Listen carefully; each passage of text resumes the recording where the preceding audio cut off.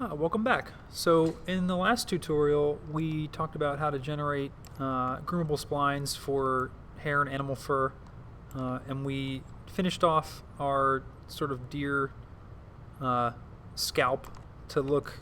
It's got a nice groom to it, and I'm happy with it. Let's go ahead and download a texture file that we can then apply to an AI standard hair shader so that we can add it to our hair and fur. And I think what you'll find is that the AI standard hair shader gives us a lot of fine-tuned control and is a very powerful, very quick way of getting nice animal fur patterns on the fur that we've generated. So I've already gone ahead and downloaded a zebra texture. So I just went to Google and downloaded zebra texture, which I will pull up here in a moment.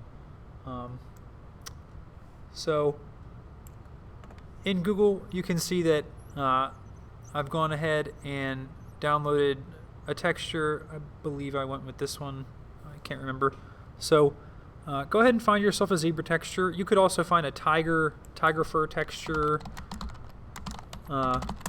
or anything of that nature. Download it and add it to your project directory. Okay.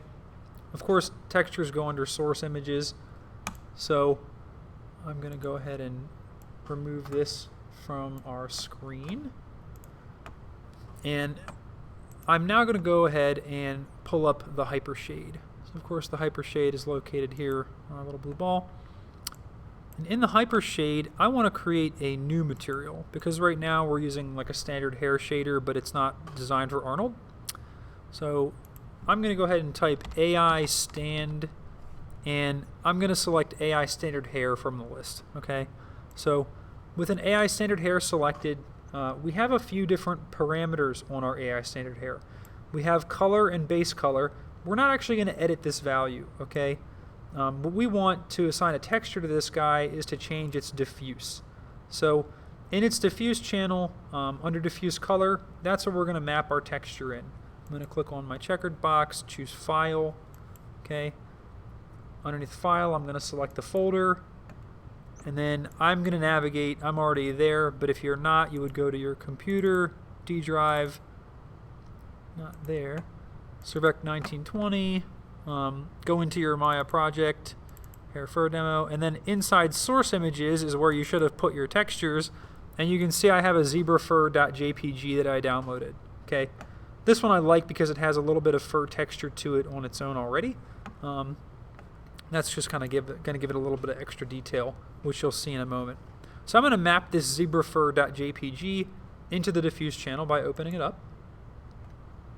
And you can see that there hasn't been much change to my shader ball. That's because I need to turn the diffuse channel up. So I'm going to click on AI standard hair again. And with AI standard hair selected, underneath of the diffuse value, you can see it's set to 0. We're going to just slide this guy all the way up to 1. Bam. And there is our zebra fur. Okay. We can now assign this directly to our fur. Not the plane, not the scalp that it grows on, but the fur itself. So I'm going to go ahead and close the hypershade. And with my fur selected, you need to select it here in the interactive groom editor, okay? Just the fur, not the scalp, not interested in that. So we'll select the fur, then we're going to right click and hold and say assign existing material, and we're going to choose that AI standard hair shader that we picked up. It turned white. I need to enable my textures, so to do that, of course, I'm going to hit 6 on my keyboard.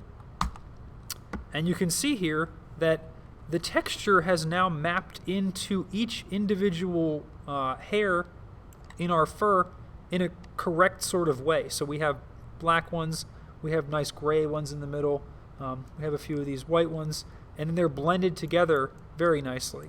The only problem with this is that the UVs haven't been set up yet. The hair and fur that you generate is directly based, okay, the UVs are based upon the UVs of the scalp, not the hair and fur. So at this stage, we're going to select our scalp, or in our animal body, I think as we referred to it last time. So we'll select the geometry, and then we're just going to go to UV and choose planar with the options box. So we'll choose planar. And we want to map this, we want to UV map this through the Y, okay, because that's top down. So we're going to be mapping it, we're projecting the map from the top because I think that's sort of where we're viewing this from. So I'll project this through the Y. If you had a truly three-dimensional scalp, you may want to do a UV unwrap. We're not going to get into how to do that in this demo. You should already know that from previous lessons. So we'll select the Y-axis and hit project. Aha! And now we can see our full zebra texture here applied to our hair and fur. And this is a really good result. You can see that there's a lot of nice detail in here. And if we zoom out, you know, this would really work well for a zebra body if we had modeled the complete animal. Last thing that we're going to do, it's an Arnold shader. So we, of course, want to render it with Arnold. In order to do that, we'll need some lights. The quickest and easiest way, I think, is just to go ahead and set up an Arnold Skydome light. So we'll say Arnold lights, Skydome light, okay? And then we're going to render it with Arnold. So Arnold, and we're going to open the Arnold render view.